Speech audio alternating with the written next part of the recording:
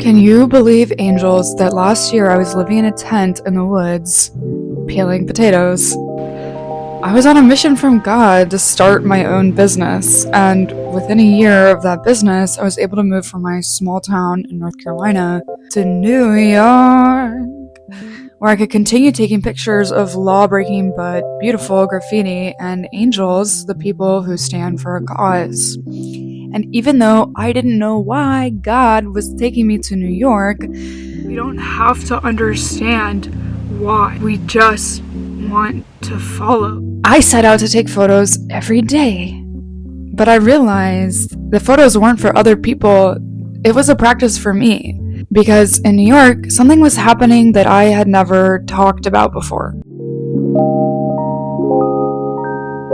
I have noticed that taking pictures of women is hard for me, and that whenever I approach a woman, I get this subconscious feeling like I am rating myself in terms of attractiveness to that woman, which is so toxic and not enjoyable.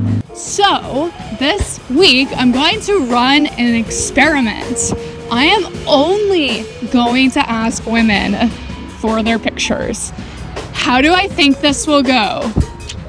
Well, I think I will probably have a lot of resistance to this in the beginning. I can't imagine that it's going to be easy.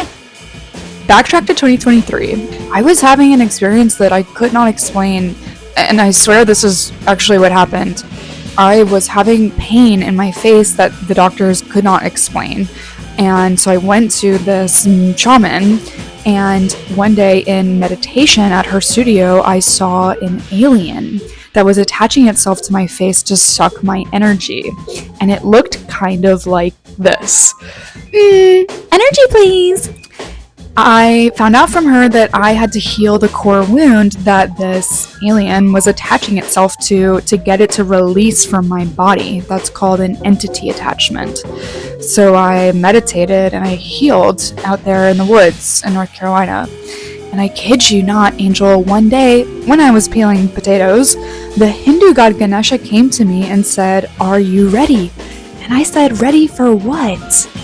And then he pulled the alien right off of me. That was when I realized that the face is a spiritual battleground. If I was gonna make it as a photographer in this new city of New York, I would have to face my fear of vulnerability and actually talk to pretty women. So, 2 years later in New York, I head out to take pictures of pretty but intimidating women. I immediately found these Petra Collins-filled girlies and I took pictures of them, and it was fun, but I still felt a little bit like an outsider, and even my footage literally shows me as that.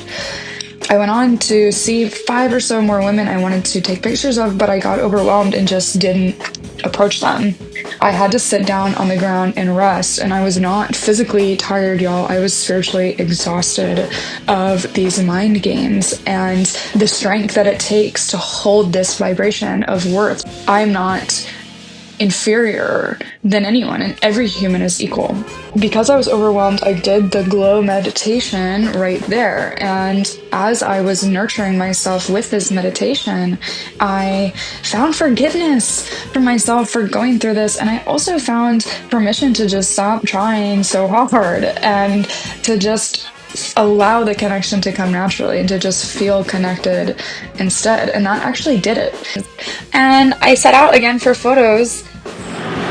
That's it. Gonna ask some ladies today. I already got some pictures. Already struck out. She said no, it's okay. I was just there to receive, to play, to find connection, and I started vibing with this woman who cares about climate change, and she was ringing the bells. Yeah, what about it specifically? Feels like it's in crisis. I think, it's been like 85 degrees for the last 4 days, like the hottest days on record in April in a while, and I think it's scary. The moment we started talking, I did not care at all what I looked like anymore. And then I met this other lady who was playing ping pong, who is getting her master's in social work. And then I saw we had a mutual in New York. And not just any mutual, y'all, but one of my best friends. It was too synchronistic. I was so blown. Like, I was shocked. I had gone out afraid. And I came home with another friend in this city where I am new. That's beauty to me. All of a sudden, the facade did not matter. I was hungry to meet more angels. You die with the love of your family, the ones that really love you, the people that are there for you, and you die with nothing. Yeah, what's your hot take about affordable housing? A lot of it is people in power need to an entire shift. What if we stopped allowing beauty standards to fragment us and built connection instead? Do you think maybe we could take better care of these people? Those unhoused, those hungry, those working long hours for their money? Because we're not competing for worth.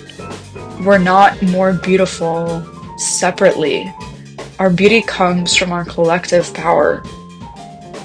What would that world look like? What if we could step outside and find that world right here and right now? But my intuition wasn't done surprising me, and apparently there were more angels in New York to find.